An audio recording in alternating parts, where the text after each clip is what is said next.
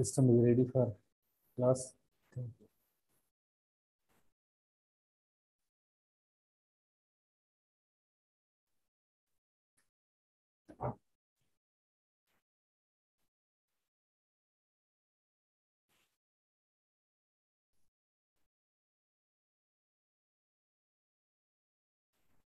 Good morning students. जैसे कि आपको पता है कि हम प्रीवियसली एनटीपी के हवाले से कल एक थोड़ी सी एक मिसिंग स्लाइड थी, उसमें हमने ये डिस्कस नहीं कर पाए। एनटीपी के अंदर जो है 3 टाइप्स के जो जॉइंट्स बताए गए थे, उसमें हमने नंबर 1 टाइप जैसे पढ़ा था। नंबर 2 टाइप जो दैट इज द कार्टिलिजिनियस जॉइंट्स होते हैं। आज हम इनके बारे में डिस्कस करेंगे। कार्टिलिजिनियस जॉइंट्स कौन से हैं? कार्टिलेजिनियस जॉइंट्स हैं, वर्ड से जाहिर है यूनाइटेड बाय कार्टिलेज। ऐसे जॉइंट जो कार्टिलेज के जरिए, जाहिर है जॉइंट है, 2 बोन्स एडजेसेंट बोन, उनको यूनाइट लिंक करना, जोड़ना कार्टिलेज के जरिए हो, तो ऐसे जॉइंट्स को हम कहेंगे कार्टिलेजिनियस जॉइंट। वर्ड से जाहिर है कार्टिलेजिनियस जॉइंट्स यानी joints linked by cartilage, so they are called cartilaginous joints by a flexible type of connective tissue. तो इनकी जो फीचर्स हैं उनमें जॉइंट कैविटी नहीं होती है, दे हैव लैक है। जॉइंट कैविटी मींस है they have no joint cavity, उनमें जॉइंट कैविटी नहीं होगी। Involve the bones that are joint together by either hyaline cartilage और फाइब्रो कार्टिलेज। तो कार्टिलेज के टाइप्स ये हमने शुरू में पहले दिन से जैसे हम पढ़े हैं, हमने जैसे हाइलिन कार्टिलेज और फाइब्रो कार्टिलेज, इनकी फीचर्स हमने ऑलरेडी डिस्कस किए। बट यहाँ पे हम सिर्फ ये नोट करेंगे कार्टिलेज कौन सा होगा, आइदर हाइलिन हो सकता है या फाइब्रो कार्टिलेज होगा।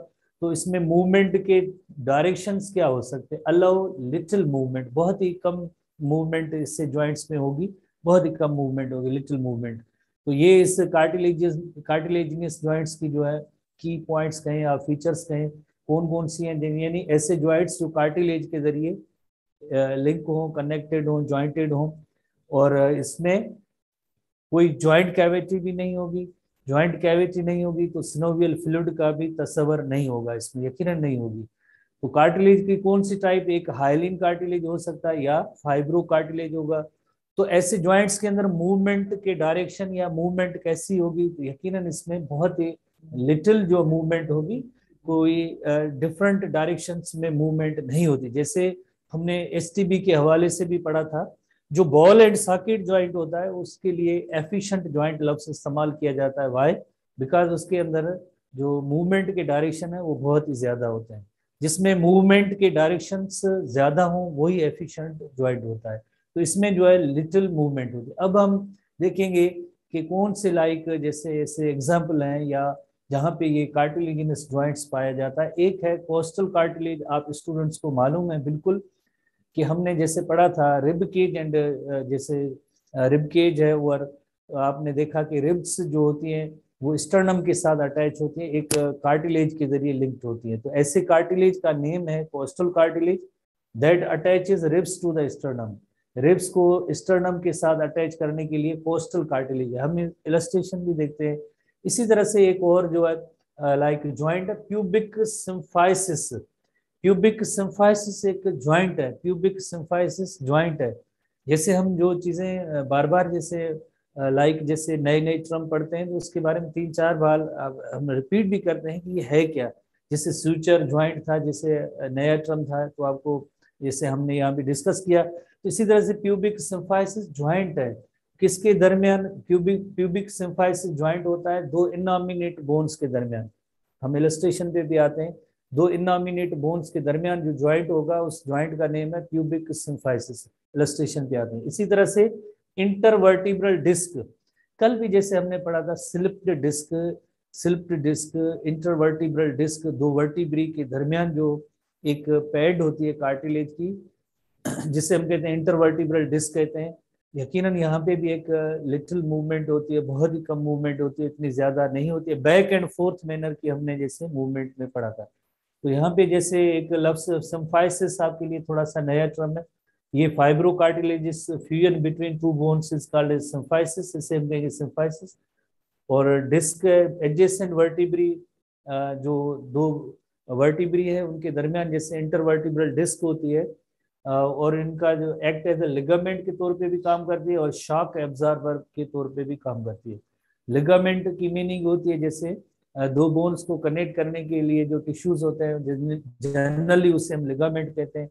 तो दो वर्टिब्री को कनेक्ट करते हैं, जैसे कल भी हमने पढ़ा था जो आउटर रिंग होती है जो वो दो वर्टिब्री को, सक्सेसिव वर्टिब्री को लिंक करती है या कनेक्ट करती है। इसी तरह से शॉक एब्जॉर्बर इनर जो पोर्शन होता है जैसे इंटरवर्टिब्रल डिस्क का, वो जैसे सेमी फ्लूइड जैसा होता है, वो शॉक एब्जॉर्बर के तौर पे भी काम करता है।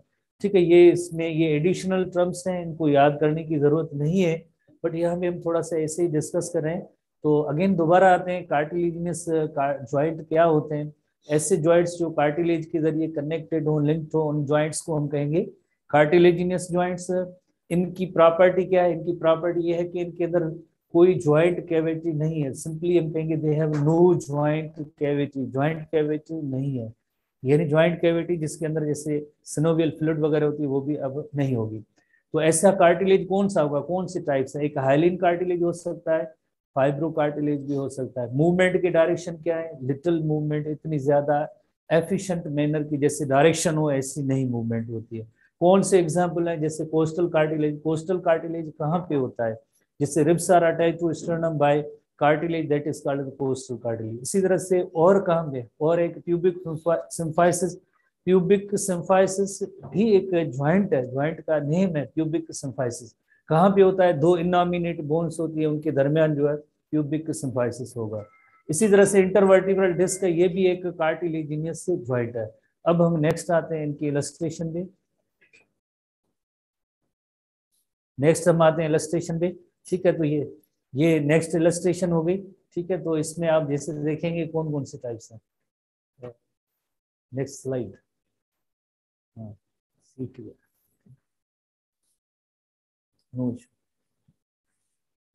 तो जिस तरह से हमने देखा कि एक कोस्टल कार्टिलेज का हमने एग्जांपल लिया ना, कोस्टल कार्टिलेज का, तो देखें ये स्टर्नम है, single bone that is called sternum. ये रिब है, रिब और स्टर्नम के साथ ये जो कार्टिलेज होता है, कार्टिलेज के साथ लिंक है, इस कार्टिलेज का नेम है कोस्टल कार्टिलेज। तो ये भी हमने एक एग्जाम्पल पढ़ा था। इसी तरह से दूसरा एग्जाम्पल प्यूबिक सिम्फाइसिस का पढ़ा था।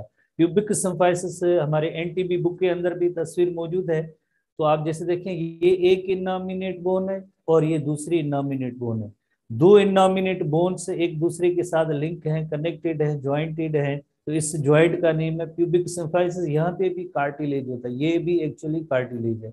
इसी तरह से तीसरा एग्जाम्पल जैसे हमने पढ़ा था, दो वर्टिब्री के दरमियान, जैसे वन वर्टिब्री सेकेंड वर्टिब्री, इन वर्टिब्री के दरमियान जैसे एक इंटरवर्टिब्रल डिस्क है जो कार्टिलेज की है। जैसे आपने देखा कि आउटर पार्ट जो होता है एन्यूलस फाइब्रोसस कहते हैं और इनर पार्ट जो है न्यूक्लियस पल्पोसस कहते हैं। तो ये आउटर पार्ट दो वर्टिब्री के साथ जैसे लिंक्ड भी है और इनर पार्ट जैसे इसके अंदर थोड़ा सा जैसे फ्लूइड जैसा है, सेमी फ्लूइड जैसा है, तो cushions the shock, trauma injury से बचाता है। तो ये जो है लाइक एग्जाम्पल जो अभी हमने कार्टिलेजिनस जॉइंट्स के एग्जाम्पल पढ़े हैं, costal cartilage, pubic symphysis and intervertebral disc के दरमियान जो ज्वाइंट होता है, इस ज्वाइंट को हम कहेंगे, यकीनन ये ज्वाइंट कहलाएगा। एक वर्टिब्रा है, ये दूसरी वर्टिब्रा है, तो उनके दरमियान जैसे ये कनेक्ट करने के लिए कार्टिलेज है। एक वर्टिब्रा, एक लाइक सारी बोन है, दूसरी बोन है, इन दोनों के बोन को कनेक्ट करने के लिए यकीनन ये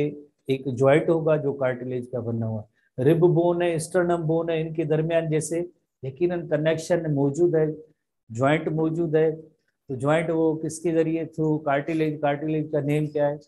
कोस्टल कार्टिलेज। तो इस तरह से हमने कार्टिलेजिनस ज्वाइंट्स के बारे में डिस्कस किया। और तीसरी कैटेगरी जैसे अब हम नेक्स्ट आते हैं जो एनटीबी बुक के हवाले से, तीसरी कैटेगरी सिनोवियल ज्वाइंट्स।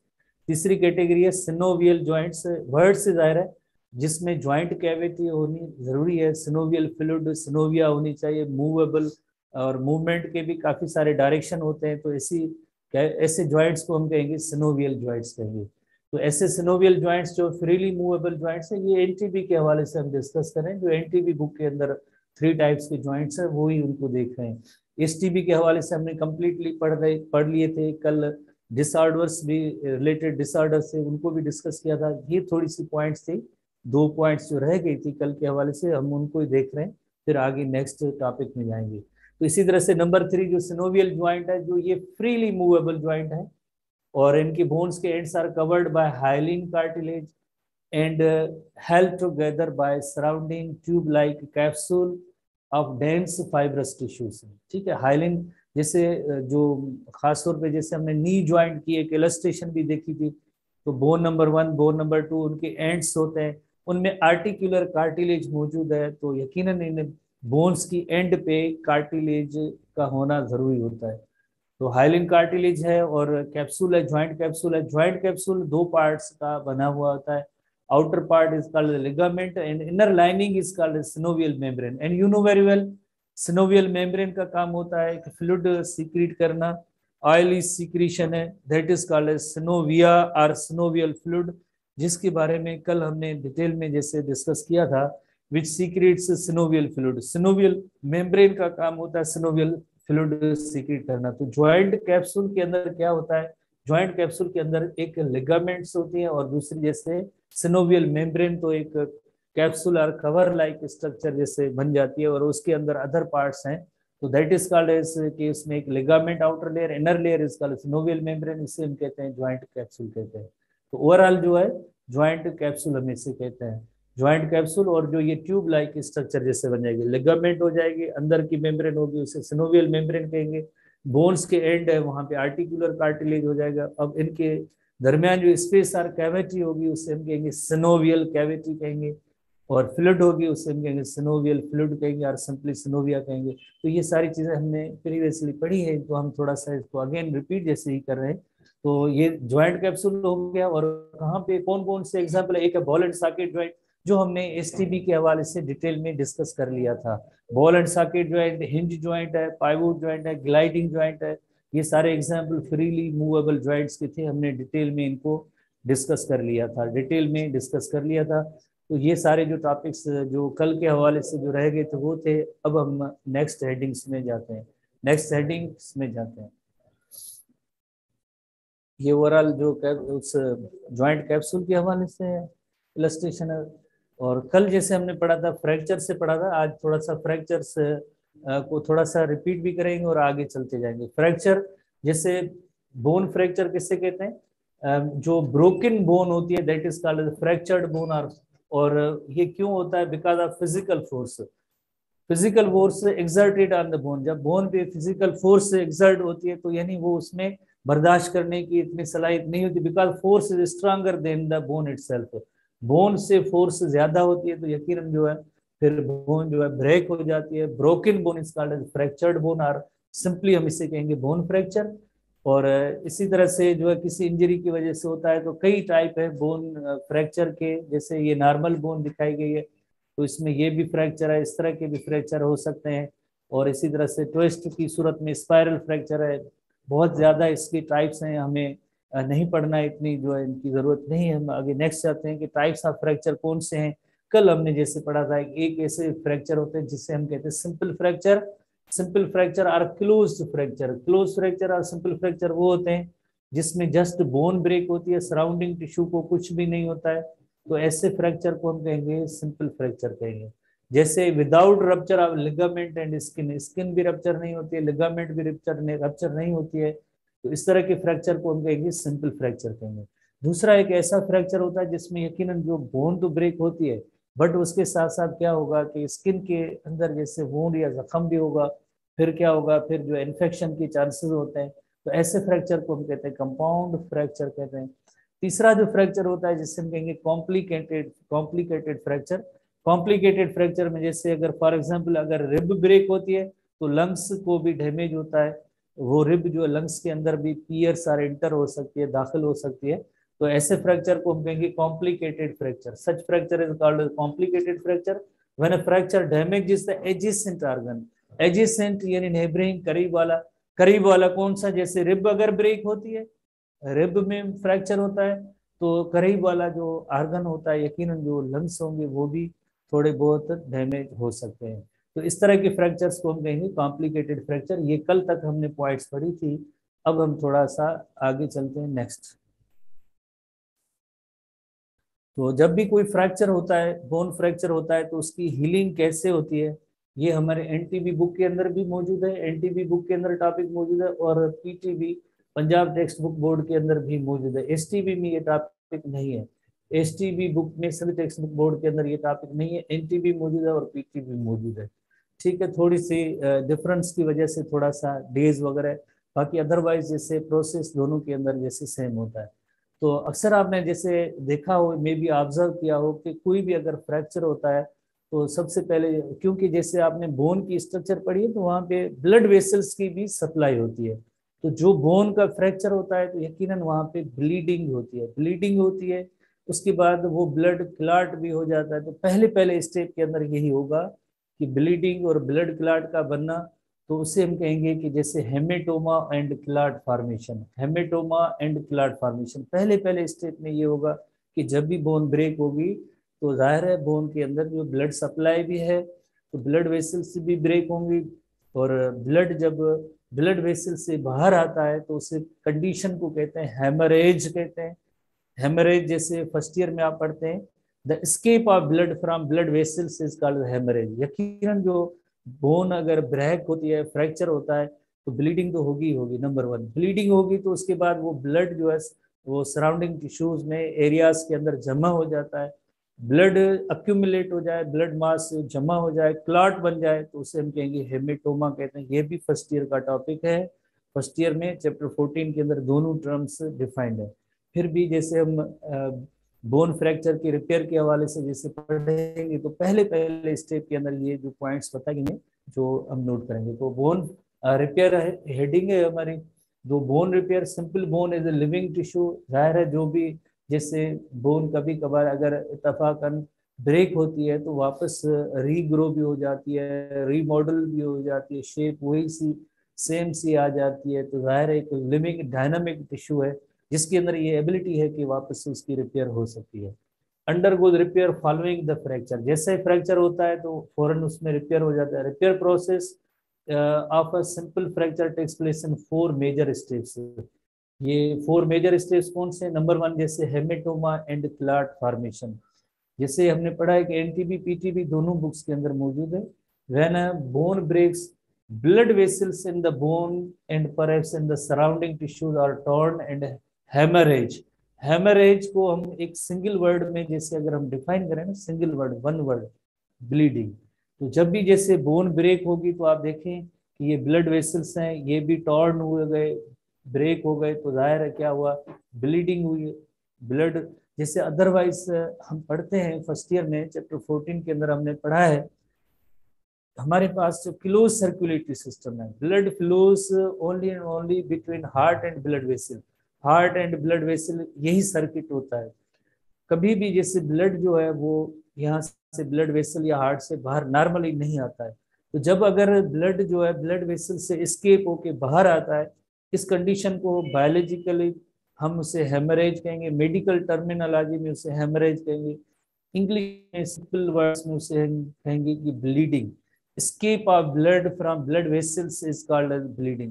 तो ब्लड वेसल्स जाहिर है जब टॉर्न हुई है तो यकीनन जो है ब्लीडिंग होगी। पहला पहला स्टेप ये होगा कि वो व्हेन अ बोन ब्रेक्स, जब भी वो बोन कोई ब्रेक होती है, blood vessels in the bone perhaps in the surrounding tissues are torn and condition is called as, उसकी वजह से हेमरेज होगा। हेमरेज में क्या है, ब्लीडिंग हुई। उसके बाद क्या होगा, एज अ रिजल्ट हेमेटोमा। उसके बाद क्या होगा, हेमेटोमा यानी स्टोरेज होगा, क्लॉटिंग होगी, वही जो है मास ऑफ क्लॉटेड ब्लड होगा वो वहां पे जमा हो जाएगा। मेडिकल टर्मिनोलॉजी में या बायोलॉजिकल टर्म में उसे हेमेटोमा कहेंगे। ये भी फर्स्ट ईयर के अंदर मौजूद है, यानी हमारे एनटीबी में मौजूद है। ये इसकी डेफिनेशन है मॉस ऑफ क्लॉटेड ब्लड। जाहिर है वहां पे क्लॉटिंग भी हो जाती है, उसका एक मॉस बन जाता है, तो इस कंडीशन को कहेंगे हेमेटोमा कहेंगे। Forms at the fracture site soon blood cells. अब देखें, आपको पता है कि ब्लड सर्कुलेटरी सिस्टम का काम क्या होता है। ब्लड सर्कुलेटरी सिस्टम या ब्लड का काम ये भी होता है कि हमारे सेल्स को न्यूट्रिएंट्स प्रोवाइड करना, गैसेस प्रोवाइड करना, वहाँ से जो वेस्ट बनते हैं वो भी उनको कलेक्ट करना। जब कैपिलरीज या ब्लड वेसल्स हैं ये टॉर्न हो गई हैं, ब्रेक हो गई है, रप्चर हो गई है, तो जो वहाँ पे जो टिश्यूज होंगे यकीनन उनको जो है न्यूट्रिएंट्स नहीं मिलेंगे। जब न्यूट्रिएंट्स नहीं मिलेंगे तो यकीनन वो सेल्स उनकी जो है डेथ हो जाती है। तो वही सेम फिनोमेना हुआ है यहाँ पे। क्या हुआ है कि सोन bone cells deprived of nutrients, यानी उनको न्यूट्रिएंट्स नहीं मिलेगी, क्योंकि ये जो है ब्लड वेसल्स आप देख रहे हैं कि ये जो टर्न हो गई, ब्रेक हो गई, रप्चर हो गई, तो इस वजह से क्या होगा, बोन सेल्स ड्राई, उनकी डेथ हो जाएगी, and the tissue that at that side become swollen, painful and inflamed. और उस जगह पे जो टिश्यू होगा, जाहिर है बोन टिश्यू, और उस जगह पे जो भी फ्रैक्चर होता है उसमें स्वेलिंग भी हो जाएगी, पेन भी होगा, इन्फ्लेमेशन और स्वेलिंग जैसे होती है, और वहाँ पे एक पेनफुल कंडीशन होती है, क्योंकि फ्रैक्चर जब होते हैं तो आपको पता है कि मालूम है कि वहाँ भी यकीनन थोड़ी सी एक पेनफुल कंडीशन होती है। तो यहाँ पे रिजल्ट क्या हुई, जब भी जैसे ब्लड वेसल्स डैमेज हुई है तो बोन सेल्स उनकी डेथ हो गई, और इसी तरह से जो है वो पार्ट, एरिया, साइट की मीनिंग है जगह या प्लेस या एरिया, जहां भी फ्रैक्चर हुआ था मीन्स वो स्वेलन हो जाएगी, स्वेलिंग हो जाएगी, स्वेलिंग होगी, पेनफुल और inflame, inflamed, inflammation, swelling, simple words में उसे इन्फ्लेमेशन दैट इज स्वेलिंग होती है, रेडनेस एरिया होता है, टेम्परेचर ज्यादा होता है, तो उस कंडीशन को हम कहते हैं इन्फ्लेमेशन कहेंगे। तो पहले पहले स्टेप के अंदर यकीनन जैसे आपने पढ़ा कि बहुत ही सिंपल से स्टेप है, जब भी जैसे और इस इलस्ट्रेशन के अंदर आप जैसे देखें हेमेटोमा फॉर्मेशन जैसे वर्ड है, कि जब भी फ्रैक्चर हुआ तो ये जो सप्लाइंग द ब्लड वेसल है ये भी जैसे टर्न हो गई, रिजल्ट क्या हुआ, रिजल्ट ये हुआ कि ब्लीडिंग हुई, ब्लीडिंग को क्या कहेंगे, हेमरेज कहेंगे, देन वो ब्लड मास है जो क्लॉट्स बन गए जिससे हम क्या कहेंगे, हेमेटोमा कहेंगे। इसी तरह से जो ये accumulation of blood clots at the injured site is called haematoma. और क्या हुआ, और ये हुआ कि जाहिर है जब ब्लीडिंग हुई है तो सराउंडिंग सेल्स को न्यूट्रिएंट्स और फूड नहीं मिला, फूड नहीं मिला तो उन बोन सेल्स की डेथ हो गई, डेथ हो गई। और कौन सी फीचर्स इस स्टेज में होती है, अपीयर होती है, कि वो स्वेलिंग भी हो जाती है, इसी तरह से जो जिस कंडीशन को इन्फ्लेमेशन भी कहते हैं, पेन भी होता है। तो ये नंबर 1 स्टेप है, दैट इज कॉल्ड हेमेटोमा और क्लॉट फॉर्मेशन, हेमेटोमा और क्लॉट फॉर्मेशन। हम हर एक डायग्राम को अलग अलग से थोड़ा सा देखने की कोशिश करें, डिफरेंस करने की कोशिश करेंगे। जैसे हमारे एनटीबी बुक के अंदर आप देखेंगे चारों तस्वीरें जैसे एक जैसी नजर आ रही, बट डिफरेंस है, हम आखिर में इनको कंपेयर भी करेंगे कि हर एक स्टेप के अंदर क्या क्या हो रहा है। ठीक है, तो इसी तरह से नंबर 1 स्टेप है हेमेटोमा और क्लॉट फॉर्मेशन, तो ये क्लॉट बन गया। उसके बाद हम नेक्स्ट नंबर 2 स्टेप पे आते हैं कि नंबर 2 स्टेप में क्या होता है। नंबर 2 स्टेप में जैसे बोन रिपेयर का ही प्रोसेस है, 4 फेजेज और स्टेप से पढ़ रहे हैं, तो अब क्या होगा, फाइब्रो कार्टिलेजिनियस कैलस फॉर्मेशन होगी, फाइब्रो कार्टिलेजिनियस कैलस। जैसे आपको पता है कि कार्टिलेज का एक टाइप है फाइब्रो कार्टिलेज, जैसे हमने पढ़ा है, कैलस फॉर्मेशन। कैलस एक ओस्टियोलॉजी के अंदर जैसे एक टर्म है कि bone and cartilage material forming connecting the bridge across a bone fracture during repair, repair process के दौरान। जैसे ये यहाँ पे जैसे आपने देखा कि ये फ्रैक्चर हुआ था, फ्रैक्चर हुआ था, तो अब जैसे देखें कि एक कैलस बनता है, तो ये जो सराउंडिंग एरिया जो नजर आ रहा है ये पर्पल कलर का, ये एक्सटर्नल कैलस, जैसे एक एक्सटर्नल कैलस है, एक इंटरनल कैलस है, जो फाइब्रस टिश्यूज एंड कार्टिलेज का बना हुआ है। कहाँ पे बन, एक क्या काम कर रहा है, एक ब्रिज का काम कर रहा है। वरना जैसे बोन की तो 2 पीसेज हो गए थे, यानी ब्रेक हो गई थी, एक पार्ट और दूसरा पार्ट। अब इन दोनों पार्ट्स को लिंक करने का काम, इनको जोड़ने का काम, कोई डायरेक्ट बोन नहीं बनेगी, डायरेक्ट बोन नहीं बनेगी, सबसे पहले कैलस बनेगा। तो कैलस क्या है, एक कनेक्टिंग ब्रिज है, कनेक्टिंग ब्रिज है किसके दरमियान, जो 2 ब्रोकन पार्ट्स है उनके दरमियान जो कनेक्टिंग ब्रिज बनती है, जो अक्सर जो बोन और कार्टिलेज का ही मटेरियल कार्टिलेज का होता है उसे जनरली कहते हैं बोन कैलस, सिंपली हम कहेंगे बोन कैलस। जैसे टिश्यू कल्चर में कैलस भी एक वो अलग चीज है जो आप पढ़ते हैं चैप्टर 4 एसटीबी में, जैसे आपने पढ़ा है। ये कैलस क्या है, ओस्टियोलॉजी के अंदर bony and cartilaginous material forming connecting bridge across bone fracture during repair, repair process के दौरान एक ब्रिज का काम कर रहे हैं, तो इसे हम कहेंगे कैलस कहेंगे। जैसे एक एक्सटर्नल कैलस है और दूसरा जो है ये इंटरनल कैलस है। यही सेम इलस्ट्रेशन आई थिंक हमारे एनटीबी बुक के अंदर भी मौजूद है, दोनों टर्म्स को आप देखेंगे। तो नंबर 2 स्टेप है फाइब्रो कार्टिलेजिनस कैलस फॉर्मेशन में क्या होता है, with in a few days several events lead to the formation of fibrocartilaginous or soft callus। तो पहले पहले फाइब्रोकार्टिलेजिनस, जैसे आपको पता है कि जब भी बोन फॉर्मेशन या इवन ह्यूमन बीइंग की डेवलपमेंट के दौरान भी हम पढ़ते हैं पहले एम्ब्रियो कार्टिलेज का होता है, देन कार्टिलेज रिप्लेस हो जाता है, उस जगह पे बोन आ जाती है। तो इसी तरह से पहले जो यहाँ पे जो बोन फ्रैक्चर हुआ है तो उनको लिंक करना, जोड़ना, रिपेयर करना, पहले पहले फाइब्रो कार्टिलेज का एक कैलस बनेगा, सॉफ्ट कैलस, जिससे क्योंकि कार्टिलेज है सॉफ्ट तो लफ्स इसमें सॉफ्ट कैलस वर्ड यूज होगा। Capillaries grow into the haematoma, जैसे पहले स्टेप में आपने देखा हेमेटोमा क्या था, ब्लड क्लॉट था, उसके अंदर अब कैपिलरीज दोबारा बनना शुरू कर देंगे। जैसे पहले स्टेप में आपने देखा कि यहाँ पे कैपिलरीज यहाँ पे जस्ट ब्रेक हो गई थी, टॉर्न हो गई, टूट गई थी। अब देखें कैपिलरीज इसी रीजन के अंदर दोबारा कैपिलरीज भी बन गई है, कैपिलरीज भी बन गई, दोबारा से कैपिलरीज बन गई। पहला पहला एक यानी बहुत इंपॉर्टेंट इवेंट ये हुआ हो रहा है कि कैपिलरीज भी बन रही है, कैलस भी बनाए प्लस में कैपिलरीज भी बनी है। Capillaries grow into the haematoma, जाहिर है जब कैपिलरीज ग्रो करेंगे तो उसमें ब्लड फ्लो करेगा, ब्लड फ्लो करेगा तो उसके अंदर एक खास किस्म के डब्ल्यूबीसीज होते हैं जिन्हें कहते हैं फैगोसाइटिक सेल्स होते हैं, जो फैगोसाइटोसिस कराते हैं, जो फैगोसाइटोसिस का अमल कराते हैं। Invade the area and begin cleaning up the debris. Debris की मीनिंग ये होती है कि यानी जो डेड टिश्यूज वगैरह है, मटेरियल है, उससे हम कहते हैं पीसेस, उनके जो पीसेस होते हैं उन्हें हम कहते हैं डेब्रिस कहते हैं। तो फैगोसाइटिक सेल्स उनको literally eat up, they eat up the debris of the damage tissues. Bone जो जिसके डैमेज टिश्यू हो गए उनको जो क्लीन कर रहे हैं, साफ कर रहे हैं। कब कर रहे हैं कि जाहिर है जब कैपिलरीज ग्रो हुई है, कैपिलरीज ग्रो हुई है तो उसमें ब्लड फ्लो हुआ है, ब्लड फ्लो हुआ है तो उसमें खास किस्म के डब्ल्यूबीसीज है, कौन से फैगोसाइटिक सेल्स, वो क्या काम कर रहे हैं, इन डेब्रिस को जैसे खा रहे हैं, लिटरली ईट अप कर रहे हैं, और ये जो है जाहिर है क्लीनिंग का प्रोसेस कर रहे हैं। उसके बाद a fracture ruptures the periosteum and stimulates the production release of osteoblast। उसके बाद ओस्टियोब्लास्ट का रिलीज होने का अमल शुरू हो रहा है, क्योंकि जैसे जाहिर है जब बोन जब ब्रेक हुई थी तो इसका पेरियोस्टियम लेयर है वो भी जाहिर है ब्रेक हुआ था, पेरियोस्टियम। तो उसके बाद क्या होगा, अब जो है बहुत ही ज्यादा ओस्टियोब्लास्ट की प्रोडक्शन का अमल शुरू होगा। तो इवेंट्स देखें, पहले पहले इवेंट में जैसे फाइब्रोकार्टिलेज बना, कैपिलरीज बनी, फैगोसाइटिक सेल्स वहां पे गए, डेब्रिस को जैसे क्लीन कर रहे हैं, और उसके बाद ओस्टियोब्लास्ट बनते हैं। तो आपको पता है ओस्टियोब्लास्ट जो है जैसे बोन फार्मिंग सेल्स होते हैं, ओस्टियोब्लास्ट जैसे शुरू शुरू में जैसे प्रोजेनाइटर सेल्स होते हैं बोन के हवाले से, प्रोजेनाइटर सेल्स और स्टेम सेल, उसके बाद ओस्टियोब्लास्ट, ओस्टियोब्लास्ट के बाद ओस्टियोसाइट्स होते हैं जो हेल्दी बोन को मेंटेन करते हैं, आपने पढ़ा है बोन की स्ट्रक्चर के हवाले से। ओस्टियोक्लास्ट होते हैं वो बोन को रिजर्व करते हैं, रिजर्व करते हैं उसका मतलब है डाइजेस्ट करते हैं बोन के, जाहिर हम पढ़ते हैं आगे, और हमने पहले भी पढ़ा है ओस्टियोक्लास्ट के बारे में। तो अब यहाँ भी क्या है, ओस्टियोब्लास्ट जो है बन रहे हैं, release of numerous osteoblast. Osteoblasts in conjunction with cartilage forming cells secrete porous mass of bone and cartilage। उसके बाद ओस्टियोब्लास्ट क्या करेंगे, इन कंजक्शन विद कोऑपरेशन विद, उनके साथ मिलकर कार्टिलेज फॉर्मिंग सेल्स, दोनों मिलकर बोन एंड कार्टिलेज से बनाते हैं, और उससे हम कहते हैं कैलस कहते हैं।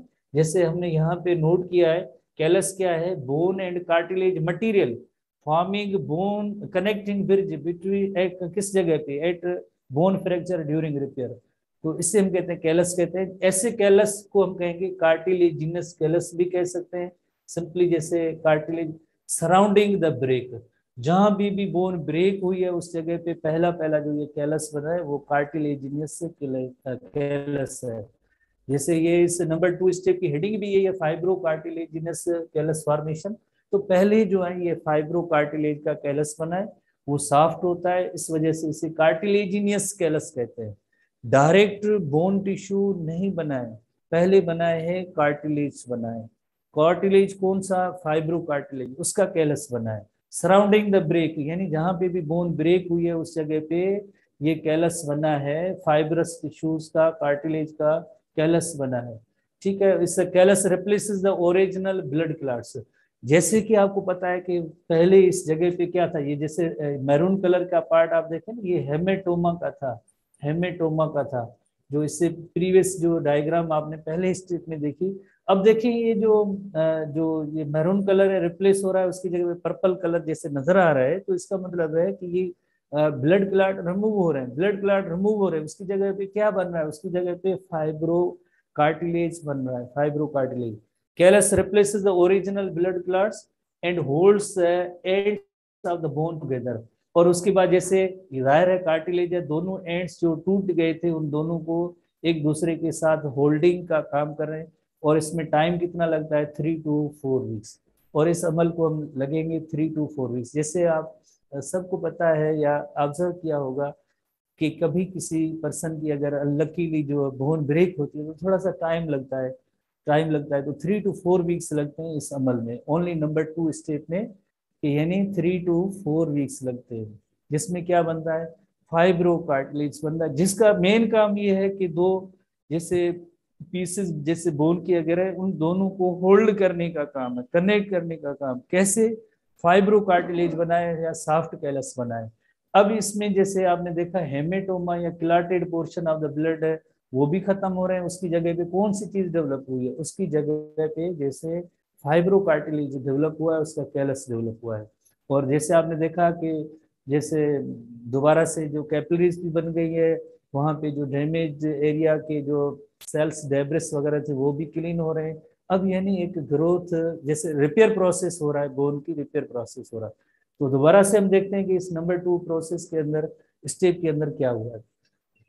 नंबर 2 स्टेप के अंदर fibro cartilaginous callus formation. Within a few days, several events lead to the formation of fibro cartilaginous or soft callus बना है। कैसे बना है, जैसे सबसे पहले आपने देखा कि कैपिलरीज जो ग्रो कर रही थी, पहले कैपिलरीज यहाँ पे टॉर्न हो गई थी, ब्रेक हो गई, कैपिलरीज ग्रो की है, grow into the haematoma. Haematoma क्या है, क्लाटेड ब्लड है। उसके बाद फेगोसाइटिक सेल्स भी वहां पे पहुंच गए, उन्होंने डेब्रिस को क्लीन किया है। उसके बाद आपने देखा कि पॉजिटिव ब्लास्ट की तादाद भी ज्यादा होने लगी है, और जिन्होंने मिलके क्या, कार्टिलेज के साथ मिलके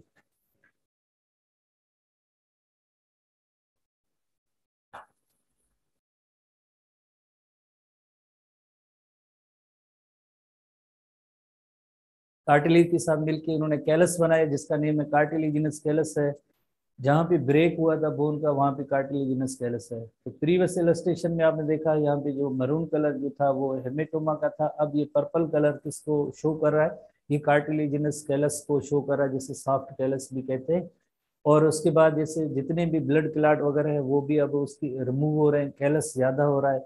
और कैलस ने काम क्या किया, दो बोन्स के पार्ट को आपस में होल्ड करने का काम किया। और ये इस पूरे अमल को कितना टाइम लगता है, 3 to 4 वीक्स लगते हैं।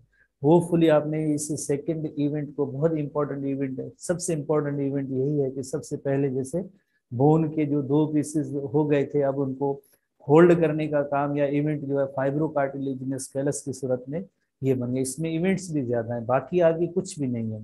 पहले इवेंट में जैसे आपने देखा कि हेमरेज, हेमेटोमा हुई है, बोन सेल्स की डेथ हुई है, स्वेलिंग, ये ऐसी कंडीशन है। इस फेज के अंदर वेरी इंपॉर्टेंट इवेंट्स हुए हैं। कैसे इवेंट्स हुए हैं, जैसे कैपिलरीज ग्रो हुई है, नंबर 1 जैसे आपने देखा कैपिलरीज ग्रो हुई है, ओस्टियोब्लास्ट बने हैं, और उसके बाद कैलस बना है। उसके बाद जैसे आपने देखा है जो क्लाट्स खत्म हो गए, और उसके बाद आपने देखा कि बोन्स के दोनों एंड्स हैं एक दूसरे के साथ जुड़ गए। टाइम कितना लगा, 3 to 4 वीक्स।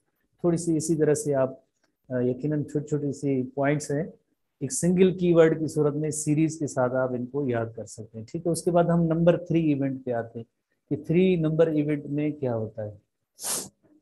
नंबर 3 इवेंट तो इतनी इसकी ज्यादा, जैसे मैंने बोला कि आपको इतनी डिटेल नहीं है, सिर्फ नंबर 2 फेज है, उसके अंदर थोड़ी सी ज्यादा पॉइंट्स हैं। तो बोनी कैलस फॉर्मेशन और कैलस ओसिफिकेशन, जैसे इससे पहले जो आपने कैलस देखा था ना वो फाइब्रो कार्टिलेजिनस कैलस और सॉफ्ट कैलस था। अब जो है कौन सा कैलस है, ओसिफिकेशन वाला, यानी थोड़ा सा हार्ड कैलस है। बोन वाला जो कैलस होगा उसे हम कहेंगे। जैसे आप देखें प्रीवियस इलस्ट्रेशन में और इस इलस्ट्रेशन में, जैसे प्रीवियस इलस्ट्रेशन थोड़ी सी अगर कलरिंग के हवाले से देखें तो ये पर्पल टाइप की थी। अब जैसे देखें ये जो है कैलस ओसिफिकेशन, यानी बोनी मटेरियल इस जगह पे डेवलप हो रहा है, कार्टिलेज रिप्लेस हो रहा है बोन में, बोन सेल्स अब ज्यादा बन रहे हैं, और यही अमल होता है इसे bony callus formation. Within a week after the formation of soft callus, जैसे सॉफ्ट कैलस बनता है या फाइब्रो कार्टिलेजिनस कैलस बनता है, उसके 1 वीक बाद it is gradually converted into hard bony callus of spongy bone. जैसे आपको पता है कि बोन्स के भी जैसे दो किस्म होते हैं, स्पंजी बोन होती है, दूसरी कॉम्पैक्ट और हार्ड बोन होती है। तो उसमें भी पहले जो बोन बनेगी वो स्पंजी बोन बनेगी। तो क्या हुआ था, पहले जो सॉफ्ट कैलस बना था, सॉफ्ट कैलस जो फाइब्रोकार्टिलेजिनस नेचर था, उसके बाद क्या बनेगा, उसके बाद हार्ड कैलस बनेगा, हार्ड बोनी कैलस बनेगा। और कौन सी जैसे बोन होगी, बोन का टाइप होगा स्पंजी बोन होगा। तो यही जो है इसमें इलस्ट्रेशन आपको नजर आ रही है कि bony callus of spongy bone, bony callus of spongy bone, callus formation. ये पर्पल कलर अब खत्म हो रहा है, उसकी जगह पे जैसे आप देख रहे हैं बोनी जैसे कैलस है, कौन सा callus, spongy bone. Bony callus formation continues until a film union is found between, found about 2 months later. उसके बाद जो है तकरीबन टू, तो एक फिल्म यूनियन हो जाएगी। यूनियन किसके दरमियान, जैसे दो ब्रोकन पार्ट्स हैं उनके दरमियान, जैसे अब जैसे ये स्पंजी बोन बनी है और ब्लड कैपिलरीज तो पहले ही जैसे बन चुकी थी और क्लाट वगैरह भी खत्म हो गए। अब जो है फिल्म यूनियन का अमल हो रहा है, थोड़ा सा स्पंजी बोन बनी है तो बोन बनी है, तो इनकी दो ब्रोकन पार्ट्स के दरमियान जैसे यूनियन बनी है, यूनियन हुई है। तो osteoclast reabsorb the cartilage, cartilage कौन सा, बिकॉज आप जैसे देखें ना, कार्टिलेज कौन सा, ये पहले सॉफ्ट कैलस था जो फाइब्रो कार्टिलेज का था। तो ओस्टियोक्लास्ट उसको ब्रेक कर रहे हैं, ब्रेक करें उसकी जगह पे osteoblast replaced it with bone. पहले कार्टिलेज बना था, अब उसकी जगह पे क्या बनेगी, अल्टीमेटली तो बोन ही बनी है ना, बोन ये जैसे जुड़ जाएगी तो यकीनन तो बोन टिश्यू बनना चाहिए। तो ये अमल हो रहा है। तो यहाँ पे दो किस्म के सेल्स जो है जो हमने पढ़े हैं बोन सेल्स के हवाले से, तो ओस्टियोक्लास्ट कार्टिलेज को ब्रेक करेंगे और उसकी जगह पे ओस्टियोब्लास्ट क्या होगा, यकीनन वहां पे बोन बनाएगा। तो बहुत ही सिंपल सा इवेंट है, इसमें इतनी डिटेल नहीं है, डिटेल थी सेकंड नंबर इवेंट पे जो आपने समझ लिया और याद भी कर लिया। थर्ड नंबर इवेंट के अंदर इतनी ज्यादा डिटेल भी नहीं है। क्या है कि जैसे सॉफ्ट कैलस से देन जो बोनी कैलस बना है जो स्पंजी बोन का है, hard bony callus of spongy bone बना है। उसके बाद जैसे दो पार्ट्स बोन के जो है आपस में जुड़ना शुरू हो जाते हैं। कैसे जुड़ेंगे, तो ओस्टियो उसमें क्लास्ट होते हैं, वो कार्टिलेज को जैसे ब्रेक डाउन करते हैं।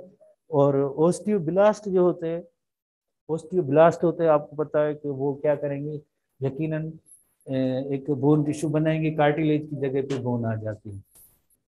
सिंपल सी टर्म, इतनी कोई ज्यादा डिफिकल्टी नहीं है। ठीक है, तो आप यकीनन इलस्ट्रेशन इससे भी आप देख सकते हैं। सॉफ्ट कार्टिलेज से अब जो है हार्ड बोनी कैलस आया, स्पंजी बोन का पहला इवेंट। दूसरा इवेंट क्या है कि लाइक ये दो पार्ट अब आपस में लिंक होना या जुड़ना शुरू हो गए, कंटिन्यू अंडर फिल्म यूनियन होगी, फिल्म यूनियन होगी, यूनियन किसके दरमियान, दो बोन्स के दरमियान। इसी तरह से अब नेक्स्ट जो इवेंट है, जैसे ये तो आपने 2 पॉइंट्स पहले से ही पढ़ी है कि कार्टिलेज पहले बनता है उसके बाद बोन होती है। कार्टिलेज को ब्रेक डाउन करने का काम किसका होगा, ओस्टियोक्लास्ट का होगा। बोन सेल का एक टाइप है ओस्टियोक्लास्ट, वो कार्टिलेज को ब्रेक करेंगे और ओस्टियोब्लास्ट जो क्या करेंगे, कार्टिलेज को रिप्लेस करके उस जगह पे बोन बना लेते हैं। ठीक है, तो इस तरह से ये नंबर 3 इवेंट है। और चौथा और आखिरी इवेंट है, बहुत ही सिंपल सा इवेंट है, इतनी उसमें इससे भी आसान इवेंट है, चौथा नंबर इवेंट है, इससे भी आसान इवेंट है। हम number 4 event and last event पे आते हैं। चौथा इवेंट जो बहुत ही आसान है, remodelling of the bone, bone remodelling. ये टर्म जैसे हमने जैसे जब शुरू शुरू में हमने बोन सेल्स के बारे में पढ़ रहे थे, डिस्कस कर रहे थे, तब भी रीमॉडलिंग का टर्म यूज हुआ था। रीमॉडलिंग का तो रीमॉडलिंग ओस्टियोक्लास्ट से उसका जो रिलेशनशिप था ये भी हमने पढ़ा था। It takes place when complete bone is formed across a fracture line to connect the two sides. जैसे आप देखें अब दोनों साइड्स जो है जुड़ गए हैं और ये फ्रैक्चर जो है हील हो चुका है, इसकी हीलिंग हो चुकी है। रीमॉडलिंग किससे कहते हैं, रीमॉडलिंग कहते हैं कि in which old bone is reserve, old bone is reserve and new bone is formed. और इसमें दो किस्म के सेल्स आगे इन्वॉल्व होंगे, एक ओस्टियोब्लास्ट होंगे और osteoclast. Osteoblast synthesise bone matrix and form new bone, while osteoclast digest mineral matrix and old bone. तो यही ओल्ड ओस्टियोक्लास्ट का इंपॉर्टेंट फंक्शन है कि digest mineral matrix and old bone. इसे हम कहते हैं रीशेपिंग, रीमॉडलिंग, यानी जो ब्रोकन बोन थी अब वापस पहले जैसी जो बोन थी उस जैसी शेप में आ जाएगी। कैसे, जिस तरह से ये सेकंड इवेंट देखें, more bone is produce at the site of healing fracture then needed to replace the damage tissue. यानी मोर बोन बनी, ज्यादा बोन बनी है। More bone is produce at the site of healing fracture, जहाँ पे healing हो रही थी तो वहाँ पे यानी बोन सेल्स ज्यादा ज्यादा बन गए थे। Needed to replace the damage tissue, जो डैमेज टिश्यू था उसको रिप्लेस करने वहाँ पे जो ज्यादा बन। अब ओस्टियोक्लास्ट क्या करेंगे, ओस्टियोक्लास्ट का यही काम होता है, remove excess and final result the repair of the bone is shaped very much like the original bone. यही रोल जो है ओस्टियोक्लास्ट का होता है। इस रोल को हम कहेंगे ये रीमॉडलिंग हो रही है कि एक्सेस बोन को रिप्लेस करेंगे, रिमूव करेंगे, डाइजेस्ट करेंगे, ताकि ऐसी बोन वापस बन जाए, रीशेप हो जाए, रीमॉडल हो जाए, स्ट्रक्चर पहले जैसी हो जाए, बिल्कुल सेम सिमिलर हो जाए, ओरिजिनल जैसी। Bone is shaped very much like the original, बिल्कुल ओरिजिनल जैसी हो जाए। तो ये काम जो रीमॉडलिंग ऑफ द बोन जो है ये ओस्टियोक्लास्ट का था। क्योंकि आपने देखा कि वहाँ पे जो इंजर्ड साइड थी उसमें बोन सेल्स ज्यादा बन गए थे, बोन ज्यादा हुई थी, बन गई थी। तो अब ओस्टियोक्लास्ट क्या करेंगे, एक्सेस उसको रिमूव करके वापस ओरिजिनल जैसी शेप में ले आएंगे। The final structure of remodelled area resemble that of the original unbroken bone bony region. Unbroken bony region बिल्कुल उस जैसा ओरिजिनल रीजन रीजन नजर आ जाएगा। अब उस पे भले जैसे मैकेनिकल स्ट्रेस आ भी जाए तो जैसे ओरिजिनल बोन जितना मैकेनिकल स्ट्रेस बर्दाश्त कर सकती है ये भी कर सकेगी, क्योंकि अब जो है ये रीमॉडल हो गई है या रीशेप हो गई है। तो इसे हम कहेंगे बोन रीमॉडलिंग। और उसमें किसका रोल होगा, ओस्टियोक्लास्ट का होगा। ओस्टियोक्लास्ट क्या करेंगे, remove excess and final result क्या होगी, रिपेयर बोन होगी, बिल्कुल ओरिजिनल जैसी हो जाएगी, जिसे हम कहेंगे बोन रीमॉडलिंग कहेंगे, बोन रीमॉडलिंग। तो ये बोन रीमॉडलिंग है, बिल्कुल ओरिजिनल बोन जैसी हो जाएगी, जिस phenomena is called bone remodelling. तो अब इन सारी चीजों को हम दोबारा से देखते हैं कि हमने क्या पढ़ा है बोन फ्रैक्चर के अंदर। बोन फ्रैक्चर के अंदर हमने ये पढ़ा सबसे पहले, जैसे बोन जब ब्रेक होती है तो ब्लड वेसल्स भी जैसे रप्चर होती है, ब्रेक होती है, टॉर्न होती है, ब्लीडिंग होती है, हेमेटोमा कहेंगे। और हेमेटोमा से हेमरेज कहेंगे, then hematoma, accumulation of blood clots हो जाते हैं हेमेटोमा। बोन सेल्स को न्यूट्रिएंट्स नहीं मिलेंगे, बोन सेल्स की डेथ हो जाती है, एक स्वेलिंग पेनफुल कंडीशन हो जाती है नंबर 1 स्टेप के अंदर। उसके बाद जैसे नंबर 2 स्टेप में आपने देखा, ये थोड़ा सा सबसे टिपिकल इवेंट था। तो इसमें आपने देखा कि सबसे पहले न्यू कैपिलरीज बनती है, न्यू कैपिलरीज बनती है हेमेटोमा के अंदर। और फिर हेमेटोमा रिप्लेस हो जाता है, उसकी जगह पे एक फाइब्रोकार्टिलेजिनस कैलस बनता है। जैसे फाइब्रोकार्टिलेजिनस कैलस बनता है तो यानी एक इनिशियल स्टेज है जिसमें दो एंड्स बोन के आपस में लिंक हो रहे हैं, ज्वाइन हो रहे हैं। और इसी तरह से जो कैलस जो है ब्लड क्लॉट को आहिस्ता आहिस्ता खत्म कर रहा है, यही इसमें इवेंट हो रहा है। खासतौर पे जैसे कैपिलरीज नई नई बनती हैं तो वहाँ पे फेगोसाइटिक सेल्स भी जाएंगे और डेब्रिस वगैरह को क्लियर करते जाएंगे, तो हेमेटोमा जो होती है वो भी आहिस्ता आहिस्ता खत्म हो जाती है। Capillaries grow into hematoma, phagocytic cells clean up the debris, ये इंपॉर्टेंट इवेंट था। ओस्टियोब्लास्ट जैसे उन्होंने कैलस प्रोड्यूस किया, जनरेट किया, कैलस जनरेट किया, तो ये हेमेटोमा भी खत्म होता जाएगा। और दो बोन्स हैं अपनी जैसी पोजीशन पे, आपस में उनको कनेक्ट करने का ये काम स्टार्ट होता है। थोड़ा टाइमिंग भी साथ साथ में नोट करते हैं। तीसरे इवेंट के अंदर ये है कि कार्टिलेज रिप्लेस हो जाता है, बोन्स कौन सी स्पंजी बोन में रिप्लेस हो जाता है, कौन से सेल्स हैं, ओस्टियो क्लास्ट होते हैं जो कार्टिलेज को देन आगे यकीनन ब्रेक डाउन करेंगे और उसकी जगह पे ओस्टियोब्लास्ट होंगे तो बोन बनाएंगे, इससे हम कहेंगे जैसे बोनी कैलस फॉर्मेशन हो जाती है। उसके बाद चौथा इवेंट है रीमॉडलिंग ऑफ द बोन है। बोन की रीमॉडलिंग कैसे होगी कि एक्सेस एक्सेस जैसे हुई है, फॉर्मेशन हुई है, बोन फॉर्मेशन हुई है, अब इसको रिमूव करने का काम क्या कौन करेगा, ओस्टियोक्लास्ट करेगा।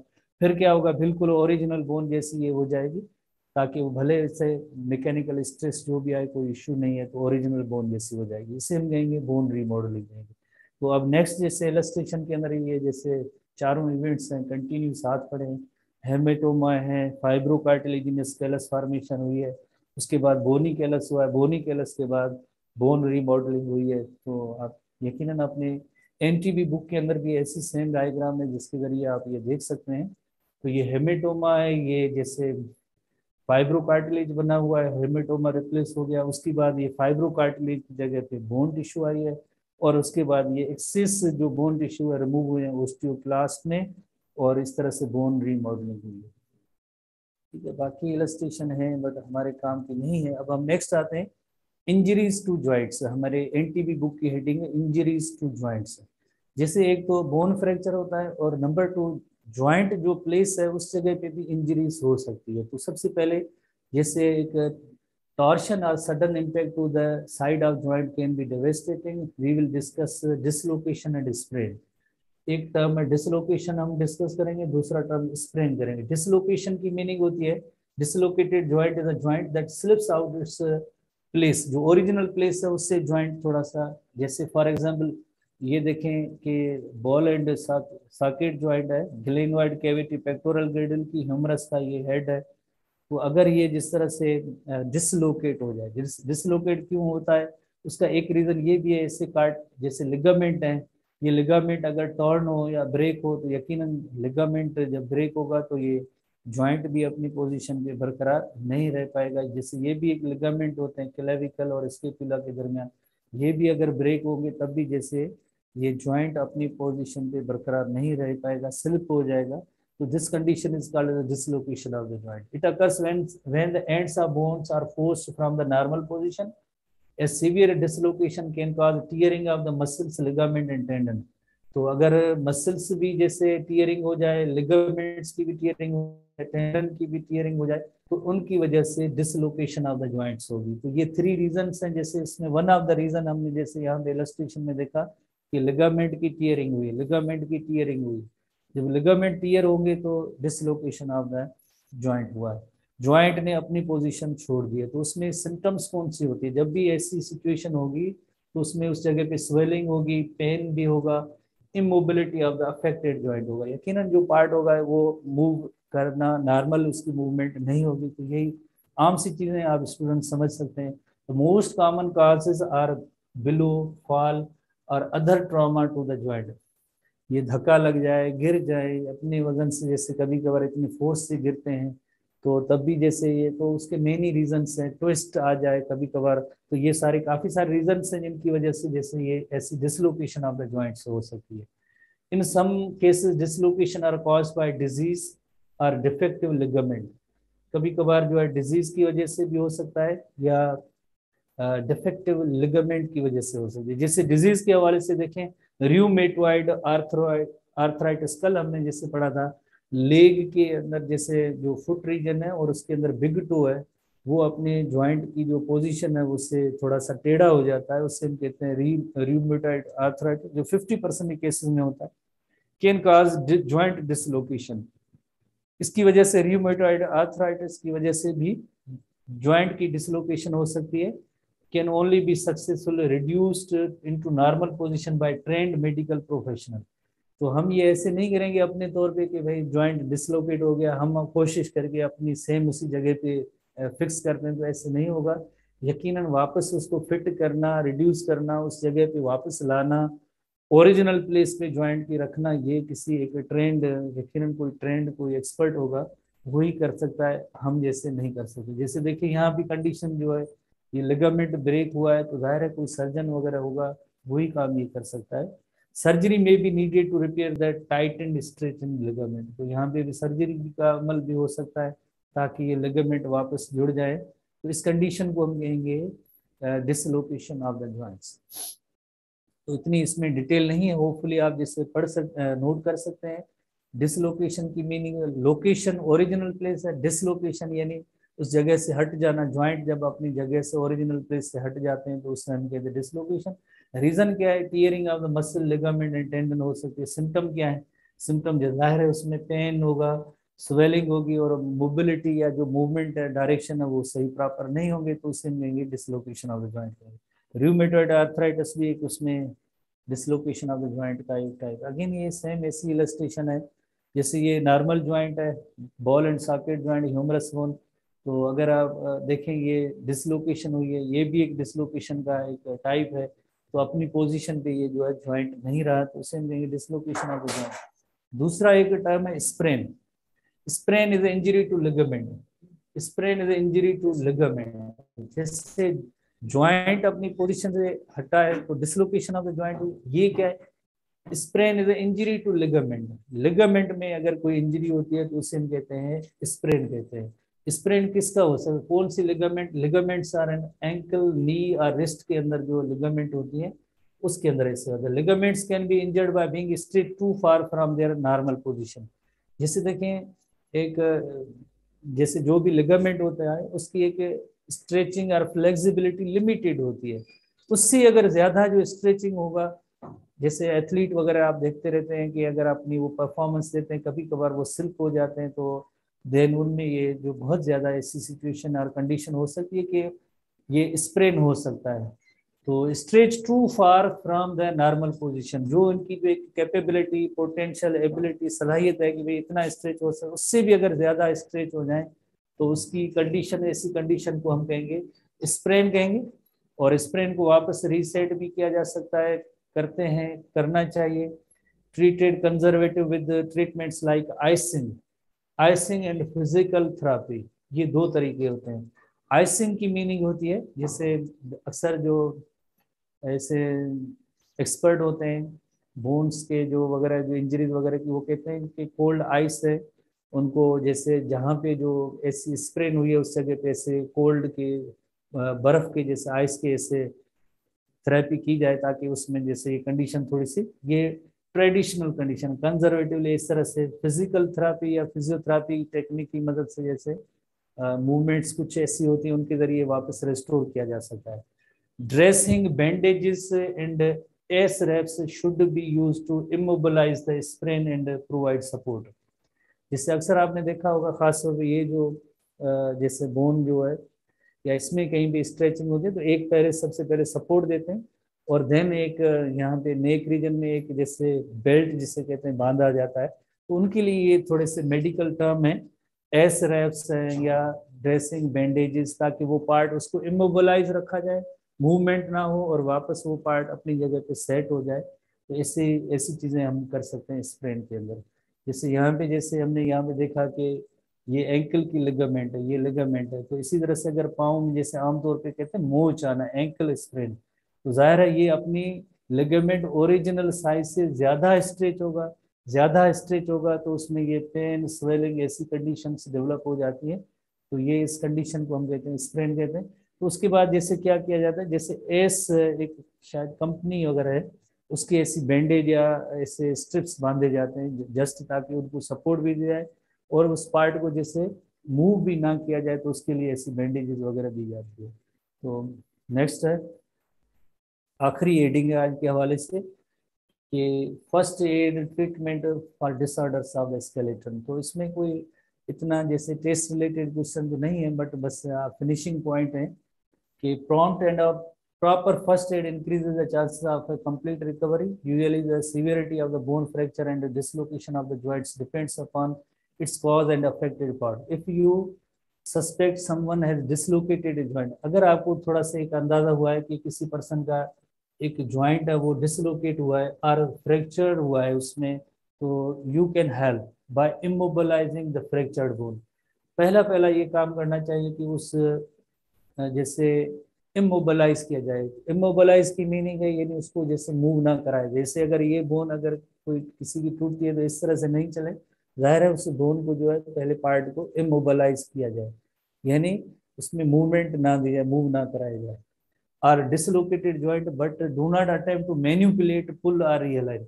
फौरन आप ऐसे ना करें कि बस हाँ ठीक है ये टूट गया तो हम इसको जोड़ लेते हैं, या डिसलोकेशन ऑफ जॉइंट अच्छा हम बना लेते हैं, या कहेंगे हम पुल करते हैं इसको, फौरन नहीं करनी चाहिए। Manipulate pull or realign the injured joint or bone, पहला पहला ये काम है।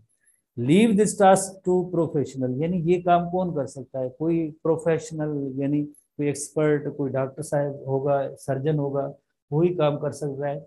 If possible apply ice packs or cold packs over the affected part to reduce the swelling.